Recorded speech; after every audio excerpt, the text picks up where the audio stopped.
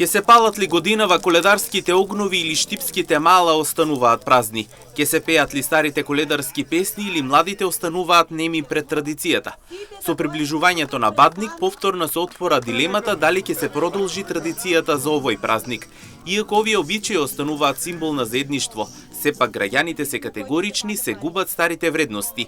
Тие се сомневаат дека вечерва ќе има оган, едно поради тоа што нема млади, друго затоа што технологијата го прави своето. Ке надвладе или ќе исчезне традицијата? Не, одев ја во старото мал, Старконак, ама тоа веќе не знам дали се уште палат огнов. Пара вика дека не е пожелно, меѓутоа ете се собира народот. Да. Вие сега каде живеете? Јас сум горе над Здравен дом.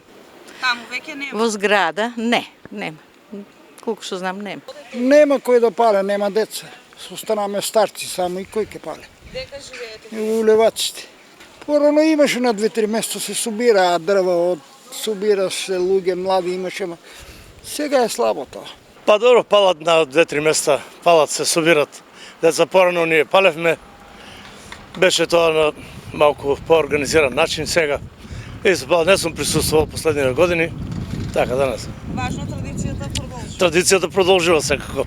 Мислам дека би било пожелно да се запали, да се прослави во христијанство. Убаво е тоа да се пренесува на помлади, така некоја времето не го дозволува тоа многу ладно.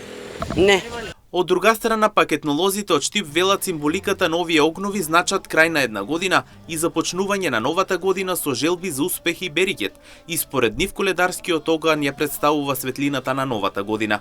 Символиката на коледарскиот оган значело крај на една година, односно крај на темниот период или зимскиот период од годината и започнување на новата година со желби за среќа, успех, берикет и благосостојба на семејството и на целиот народ.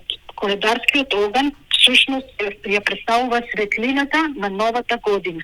Одвечер спроти Коледе се палат огнови околу кои што се собираат коледари, а по полноќ тие коледари ги обиколуваат куќите. Во овие поворки, коледарски поворки, учествуваат деца. Подготовките за коледарските огнови започнувале една недела порано. Во минатото се собирало сусерка, тоа е еден вид на трева која што е потребна за подпалување на огнот. Секое мало се имало свој посебен оган и секоја дружина, коледарска дружина, ги посетувала куќите од своето мало. Инаку коледарските огнови во минатото се палеле секогаш на 5 јануари вечерта, а околу истиот се собирале сите соседи од малата. Носеле зелни, колачиња, риба, лепче со паричка, а оној кој што ќе ја пронајде истата станува кум, односно организатор за следната година. Се пееле песни и се играле ора, а од рани зори најмладите оделе од куќе на куќе и го правеле обичајот Коледе.